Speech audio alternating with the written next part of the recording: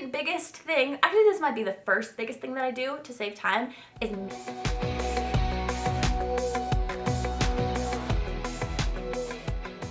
Hello and welcome to this week's video. We are going to cover 13 tips to survive your first year of medical school.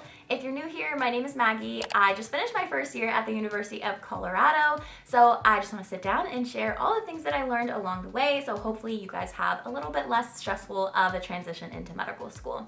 So these 13 tips are in no particular order. Let's go ahead and get started. So the first one that I have for you is don't buy textbooks. Even if you're like, but that's the number one way I study and I know for sure like I'm gonna study in med school by reading the textbooks.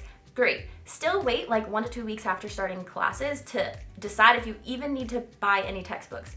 If you reach out to upperclassmen, there's a good chance that they will have some resources where you won't need to buy textbooks. And also, so aside from that, if you just really think you want them, just still wait. I personally, only textbooks I had for first year was first aid and netters. Despite every block, they're like, here's the required textbooks. Like, no, I didn't need them, didn't want them. The only block that I kind of thought like, oh, maybe I kind of wish that I had a textbook because it was a little more confusing to me than the rest was Repro and Life Cycle, but I still didn't get it. It was fine. You don't really need textbooks. Also, you might get things for free. Like that first aid book was free because, I don't know, we just had to put in our name and email and they sent it to us in a few months and then we got it for free. So just wait and see what you actually need to buy because it will most likely be a lot less than you think. And there's a good chance that you won't even want to use textbooks at all because you can find everything online on, you know, the resources that you're using anyway. And in lecture, especially if you have lecture-based exams, like just listen to lecture. Number 2 is to create systems that save you time. Time is precious when you're a medical student, and it is possible to have a life. I promise, watch my vlogs and you'll learn. But the more like things and systems you create to save time, you know, the more realistic it is that you can still go to the gym and still have fun on the weekends and camping trips and snowboarding trips and all the fun things. So some examples that we have, it's mainly around food. If you've been watching my vlogs, you already know what I'm gonna say, but the number one way that we save time is by ordering groceries online. We order it for the whole week. We plan out what meals we're gonna have for dinners, lunches, and breakfasts, which like sounds like a lot, but once you get into the routine, it's super easy. Like I ate boiled eggs every day for breakfast and then like some toast or oats. And then like lunches, yeah, changed up a bit, but same thing each day. And then dinners, we will like plan for a dinner to cook it like Monday and then eat leftovers Tuesday and then cook Wednesday, leftovers Thursday. So like even within that, we're saving time because we're not cooking every single night. We plan to eat leftovers. And then when we plan out our dinners, we order it, like I said, online and pick it up at the grocery store so we don't have to be in the grocery store for an hour. And we aren't like we used to be when we lived in San Diego, where it's like, okay, what do we want for dinner tonight?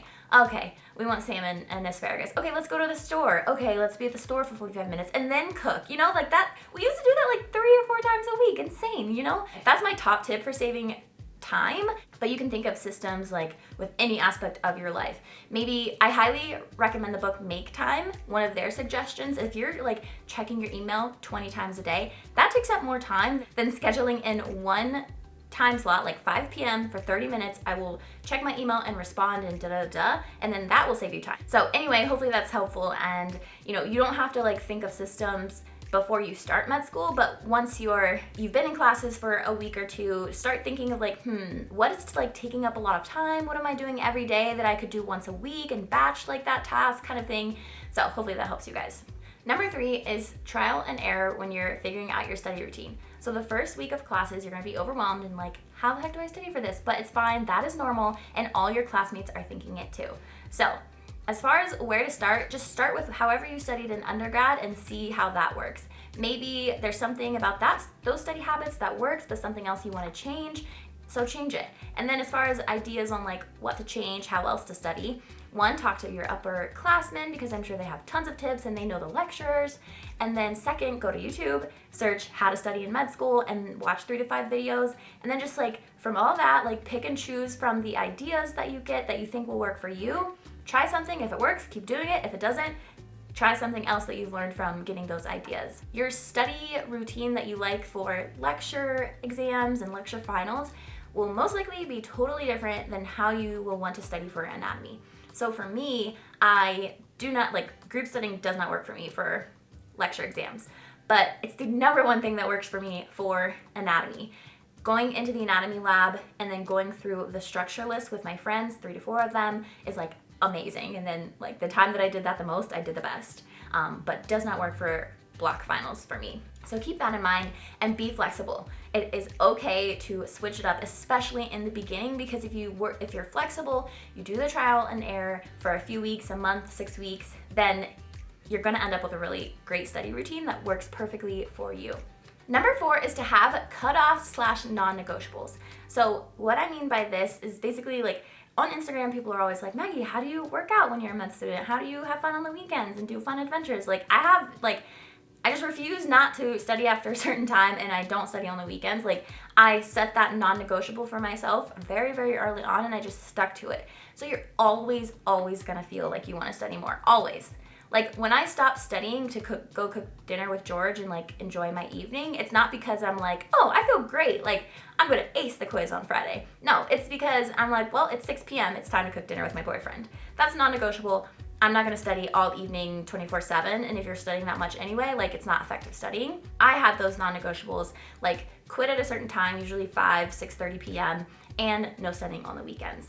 And the way that I did that, like, is just because I did my pre-work on Fridays, and then after a while, I was like, pre-work isn't actually helpful, but that's a separate topic. Non-negotiables, maybe yours, and cutoffs too. So maybe yours is like, okay, I'm gonna leave campus at 5 p.m. every day. Or maybe you are an evening studier and you're like, okay, I'm not gonna start doing med school things until 10 a.m. because you wanna like wake up and like read a book or like wake up and take a walk. I don't know.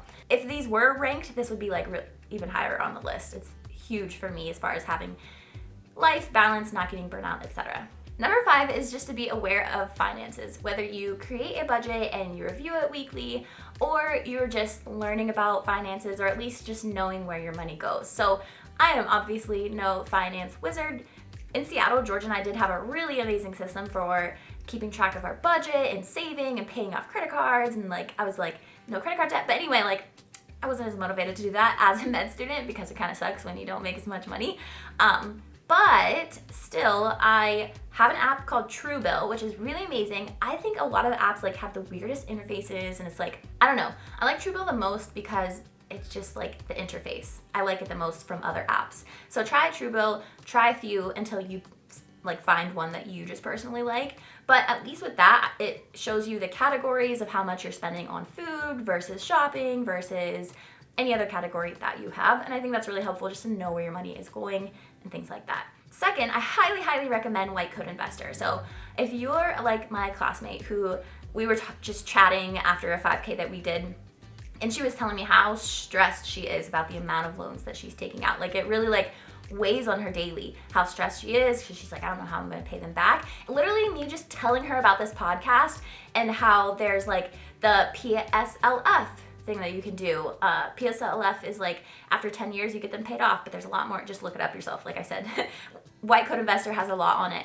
And I just like shared with her like, oh, here's how these doctors like paid it off, like because I've listened to like a lot of these podcasts. And then she's like, oh my gosh, like I've never heard of PSLF. And she's like, oh my gosh, like that's like amazing to know that that there's a podcast of a doctor paying off $300,000. So she felt better just knowing about the podcast. So anyway, related to finances, get an app that you can track your spending in each category so you're at least knowing where your money's going, even if you don't have like a weekly budget that you review. And 2, listen to the White Coat Investor. Highly recommend. It's really good.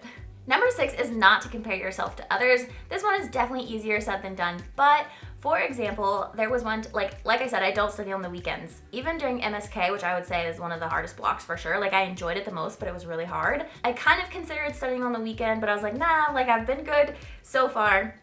I think I can like, I'll just study Monday through Friday like I usually do, and I'll do final on this final. And for some reason, like there was 1 or 2 days in a row where I kept passing classmates, and they're like, oh, I'm like headed to the library, and it was on a weekend. And they're like, I'm headed to the library, and it was like in the Sunday morning, and I'm like, gonna stay there all day. And then like I'd pass another classmate, and they're like, oh yeah, I'm not doing anything this weekend, I'm gonna study. And they were just all talking about how much they were gonna study that weekend, and I'm like, should I study this weekend? Like, I don't know. Like, I have a really good study routine, but everybody else is doing it. And then when I thought about that, I started doubting my study routine and what's been working for me at this point for like 8 months of med school, right? So I realized, like, I didn't end up studying that weekend. I passed the final, and then after that final, I realized, okay, don't compare yourself to others. I have a good study routine that works. If somebody else is talking about their study routine, just like nod your head and be like, cool, I'm glad that works for them. Nothing like mine, but that's fine. Number 7 is, this is probably my favorite one, is make the most of your free time. If you have a 3-day weekend, like go on a snowboarding trip, or okay, and people always at me in freaking Instagram comments like, and I mean, you don't have money, like you're a rich girl. Like, first off, no, I'm not. I got the fee assistance program to apply to medical school. I'm not a rich girl. You can do things that don't cost a lot of money. You can go camping. You can do dispersed camping, and it doesn't even cost you like, you know, the daily fee. Well, do whatever you want in the comments, but like, don't use the excuse of being a broke college student not to do fun things on the weekends. So that's my spiel for that. So make the most of your free time. I went snowboarding, I went camping, I went hiking, I went to Cancun. You know, my friend had a bachelorette party, me and George went, and we did a snowboarding trip in Aspen with 16 people and our dogs. So really, like, anytime you have a break, anytime you, like, on the weekends, like, explore the new city that you're in. If you, like, move to a new city for med school, you know, reach out to your friends, go to breweries, I don't know, just, like, make the most of your free time. And that's where those cutoffs come in so good. You can plan your study schedule ahead of time, make yourself actually stop at the time that you plan, and then for that free time that you have scheduled in, make the most of it. Like, go have fun. Seriously. It's worth it. Just do it. Number 8 is to talk to your upperclassmen. Is it called that in med school? I don't know. Like you know what I mean, the classmates above you, the MS2s, the MS3s, the MS4s. So for me, this was really, really helpful, especially because we have a brand new curriculum where the upperclassmen I don't know if it's called that, but I'm just gonna keep saying it. They don't really know anything about our curriculum. It's the we are the first year of the brand new curriculum. So like when I talk to MS4s, sometimes they don't have a lot to say, but like, if you're not at a school like that, you can like know exactly what's coming. You'd be like, so what was third year really like? Like, what were rotations like? What should I know? How should I study? What is this professor like versus that? And what block was the hardest for you? So just like, it's amazing to talk with them. I eventually did find some MS4s. One of them did the longitudinal integrated curriculum for rotations, like my class is going to do. So not all of the fourth years did, but this guy did. So I was able to ask him, I was like, oh, what's that like? Like, what is it like taking a shelf exam when you hadn't even had that rotation yet? Like, because it's longitudinal.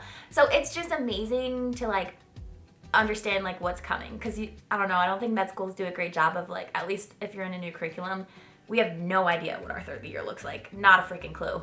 And no idea what this longitudinal curriculum is going to be like. So it's amazing, amazing, amazing to talk to them and be like, oh, okay, great. Because also when they do tell you what it's going to be like, they like to scare you and be like, you're going to work 80 hours a week and blah, blah, blah. And it's like, no. Talk to the classmates and then you'll actually know like what to expect. Number 9 is to sign up for lots of clubs, but don't overcommit. So let me explain. At least for my school, signing up for a club just puts you on their email list, and then you get a bunch of emails with fun events. So skills nights were one of my most favorite things my first year. I did like OB-GYN skills night, and I did suture skills nights. I did like a couple of those IV skills nights with emergency medicine interest group. So, and for us, like I said, it's just being on the email list. Unless you're in a leadership position, there's not meetings for all these clubs. It's just fun events. So it's like, why not? You want to get those emails so you can like be the first one to know about the fun events, because sometimes it's like 25 spots and you need to like sign up right away kind of thing, or else you won't get a spot. So just sign up for a lot of them. It doesn't mean it's a commitment, but it means that you'll be in the know for really fun events. And then don't overcommit, right? So if you want to try a leadership position, sure, but I would suggest maybe waiting a few months into med school, not doing it right off the bat. Maybe wait until you have that study routine established. And then also like, don't do it just because you're like, I need to do this, this, and this, like residency apps, like da-da-da-da. Like, really just do it if you think you're going to be interested in it and you want to. I thought that I was doing that with one of the clubs, and then I ended up not liking it at all, and I quit. I don't know, some people might think that's shitty of me, but I'm not going to do something that I don't enjoy. So also, if you're in that situation, then I suggest just quitting. It's fine. You'll find another club that you like in the future. You don't need to do all that first year. Number 10 is to study smarter, not harder. And don't think about this when you're in that trial and error phase. But once you get your study routine down, kind of take an audit of your day and be like, okay, where am I spending the most time? What could I do to save time? Like, one, watching lectures on 2x speed, that was not a thing I did before med school, but now it's amazing. I can watch 4 hours of lecture from home in 2 hours and still make Anki cards during the freaking lectures. It's amazing. It's like the coolest thing ever. It sucks that we're going to clinical rotation second year because I won't even get to continue to do that. You know, like I feel like I work so hard to find the perfect like study routine where I'm doing it so efficiently, and then like next year it's gonna be clinical rotations and I don't even get to use that. But anyway, that's like so off topic. So study smarter, not harder. Besides learning like just like getting your brain used to watching it lectures at 2x speed, like you can start with 1.25 and then 1.5 and then 2x. And then like for me, sometimes I'll do 2x speed where it's something like you've heard before and it's not like crazy jargon, right? Like if we're talking about aging and Alzheimer's, you know, like everybody's heard about Alzheimer's before you went to med school. You can listen to that on 2x speed. Whereas it's talking about embryology and like week 9 and neural tube and oh my gosh, no, like that's probably 1.5x speed kind of stuff. So keep that in mind. Besides that, the second biggest thing, actually this might be the first biggest thing that I do to save time, is making Anki cards during lecture. If you're in a curriculum like me where our lecture or our exams and finals are completely based off of lecture, not like NBME style questions, this is huge. I'll actually probably just create a whole separate video on it. I won't go into detail right now, but that's a huge tip for saving a lot of time, is making Anki cards during lecture. And of course, those are just a couple of my examples, so always think about like what your study routine is and what kind of like efficiency things you can implement to work for your study routine. Number 11 is to do something small that makes you happy every day. So the reason that I think this is really important, because I think it's miserable to be like, oh, I can't wait till the weekend when I'm gonna like read my book that I've been dying to read, or like I can't wait till the weekend till I'm actually like gonna take a breather and like take care of myself. Like no, like do something a little like small, like 5 to 10 to 30 minutes a day. So for me, like I established at one point, like when it was kind of like cold out and like, you know, winter's kind of depressing in the evenings, it gets dark so early, but I had the best night routine that made me so happy, and me and Oakley would do it like 3 to 5 times a week. So I would go to the gym, you know, I had my cutoff like we talked about before, I'd stop studying, I'd go to the gym, come home from the gym, pick up Oakley from the apartment, drive down to the soccer field, let her run and play, and she's so cute when she runs and plays that it makes me happy. And then I would go home and I would cook dinner, and it just made me so happy. And I did that like many times throughout the week, not just on the weekends. You know, you don't want to be miserable Monday through Friday and then be like, oh, it's the weekend, and be like, oh, it's Monday again. You know, that's not a fun cycle. Like I said, that's just one of my examples, but whatever it is, like calling your family, I don't know, talking to your friends, taking a walk, find something to do every day. It'll be so worth it. Number 12 is to put deadlines in your calendar as soon as possible. Like the second you get an email that is like, this survey is due at 9 p.m. and blah, blah, blah date, don't close out and be like, oh, I'll put it in my calendar later. No. Because little stuff like that, literally like you'll like, I don't know, get a professionalism point taken away or something. Like just little petty things that your school will do if you like miss deadlines. It's really nice when you don't have to worry about missing deadlines, and you will get so many emails that it's like, do this survey by this time, sign up for this by this time, by this time. So as soon as you get it, go to Google Calendars and schedule it in so that you have a reminder and you don't forget about it. It's honestly all I have to say for that tip. Like simple, but incredibly effective.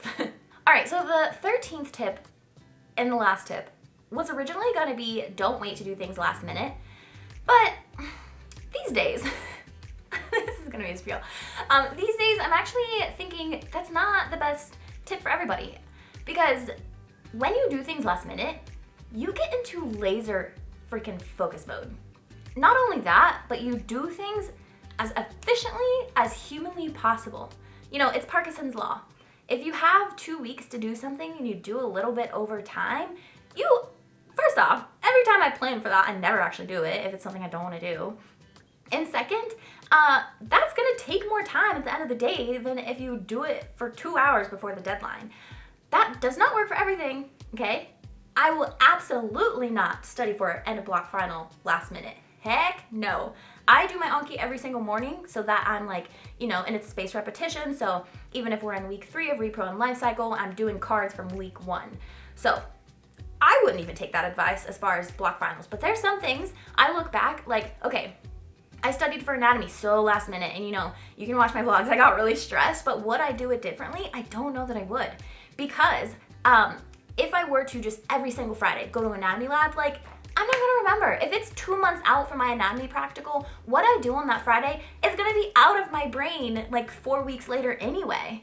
Versus when it's closer to the final, I'm actually gonna be paying attention. I'm gonna be more like, okay, no, like we're gonna make this stick, and I just don't think it worked. I don't think not doing things last minute works for everything. So for me, like, I wouldn't change that I did anatomy stuff last minute. Another example is preceptorship hours. We had to get in 40 hours throughout the first year, but there were certain, like every semester we had a certain amount of hours to get. The last semester, the summer, I don't know what it is, semester, I don't even know if that's what they're called, but I actively made the decision not to do it on a Thursday, like, because I was like, okay, every other Thursday I'll go and then I'll do it a little bit over time, but I just didn't want to go.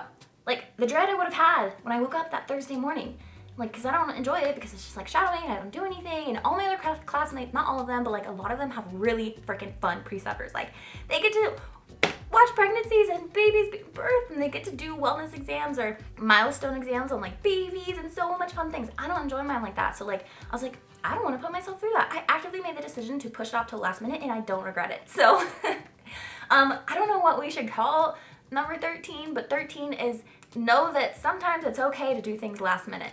That's number 13. I'm gonna link probably one of the best YouTube videos I've ever watched in my life in the description that is related to what I'm talking about right now. So if you want to hear more about it, Elizabeth